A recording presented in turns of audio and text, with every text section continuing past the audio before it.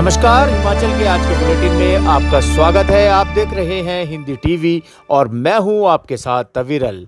हिमाचल प्रदेश में पीएम मोदी दोबारा से दस्तक दे सकते हैं और इन 4 बड़ी परियोजनाओं की सौगात देने आ सकते हैं।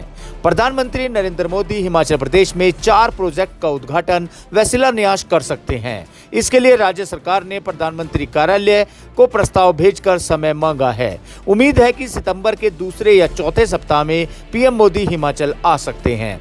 अभी पीएमओ ने हिमाचल दौरे की अंतिम तिथि को अंतिम रूप नहीं दिया है। बिलासपुर में एम्स व हाइड्रो इंजीनियर कॉलेज के उद्घाटन के साथ साथ नालागढ़ में मेडिकल डिवाइस पार्क और चंडीगढ़ बद्दी 4 लेन सिल्क का शिलान्यास करने का प्रस्ताव पीएमओ को भेजा गया है। वहीं हिमाचल कैबिनेट की बैठक में सीएम की बजट घोषणाओं को मिलेगी मंजूरी। हिमाचल प्रदेश कैबिनेट की बैठक आज मुख्यमंत्री जयराम ठाकुर की अध्यक्षता में हो रही है।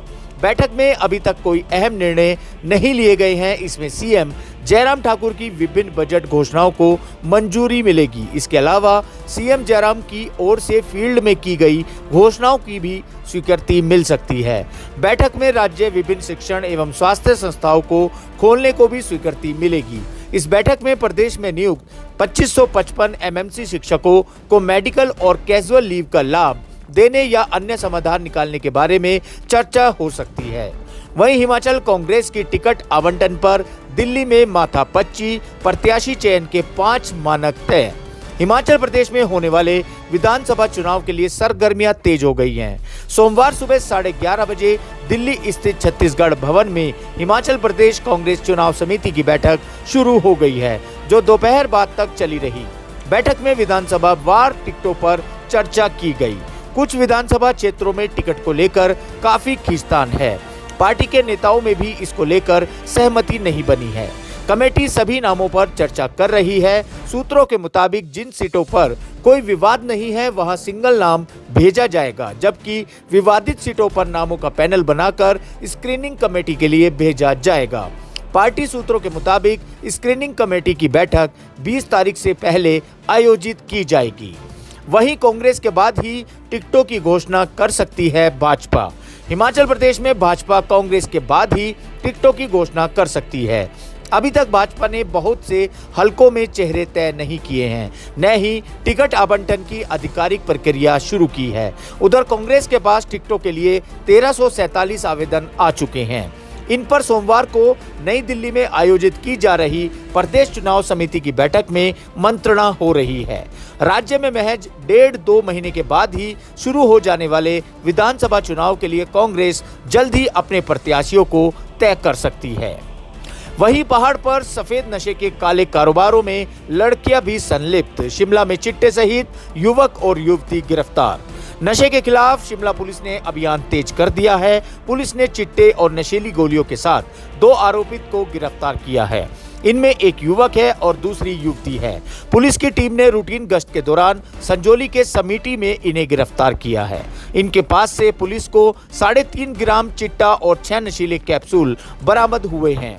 आरोपित की पहचान हर्ष निवासी ग्राम टिमटो जनेड़ घाट शिमला के रूप में हुई है, जबकि युवती कमला नगर के साथ पड़ने वाले गाहन गांव की रहने वाली बताई जा रही है। नादौन में गरजे केंद्रीय मंत्री अनुराग ठाकुर, बोले बांटो और राज करो कांग्रेस की नीति। केंद्रीय मंत्री अनुराग ठाकुर ने राहुल गांधी के बयान पर कटाक्ष करते हुए कहा है कि अंग्रेज देश को छोड़कर चले गए, लेकिन उनकी मानसिकता कांग्रेस के साथ रही है।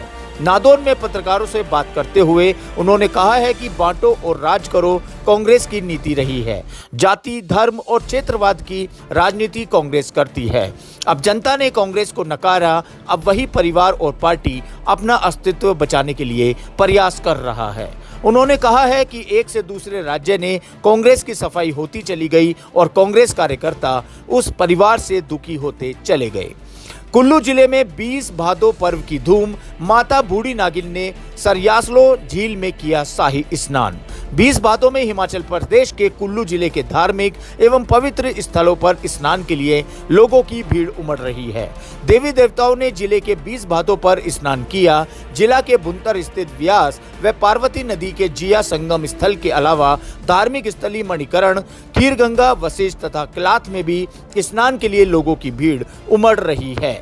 वहीं हिमाचल पुलिस के ऑर्केस्ट्रा को चुनाव आयोग ने बनाया ब्रांड एम्बेसडर। हिमाचल पुलिस का harmony of the pines orchestra नई नई उपलब्धियां हासिल कर रहा है। अब इसे चुनाव आयोग ने अपना ब्रांड एम्बेसडर घोषित कर दिया है।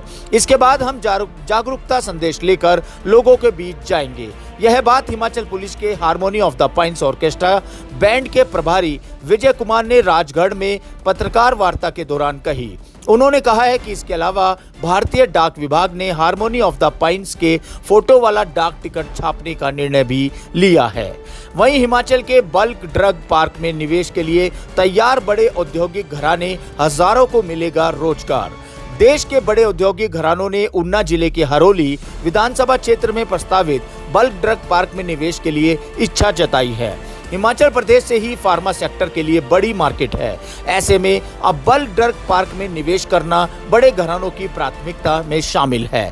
बद्दी फार्मा सेक्टर के लिए एशिया में प्रसिद्ध है। अब हरोली के दूसरे फार्मा हब में उभरने की उम्मीद है। वहीं हिमाचल के चंबा में भूकंप के झटके, रिएक्टर पैमाने पर 3.1 रही तीव्रता। हिमाचल प्रदेश के चंबा के भूकंप के झटके महसूस किए गए। भूकंप की तीव्रता रिएक्टर पैमाने पर 3.1 आंकी गई। इसका केंद्र जमीन के अंदर 5 किलोमीटर की गहराई पर था। भूकंप आधी रात करीब 12:30 बजे के करीब आया। हालांकि तीव्रता कम होने के चलते भूकंप से किसी तरह के नुकसान की सूचना नहीं आई है। अदानी कंपनी ने अब 7 रुपए तक प्रति किलो घटाए सेब खरीद के दाम। अदानी एग्रोफ्रेश लिमिटेड कंपनी ने सेब खरीद के दाम अब 7 रुपए तक प्रति किलो घटा दिए हैं। किसानों बागवानों के सेब के दाम बढ़ाने समेत विभिन्न मांगों को लेकर चल रहे आंदोलनों के बीच इस सीजन की यह अब तक की सबसे बड़ी कटौती है।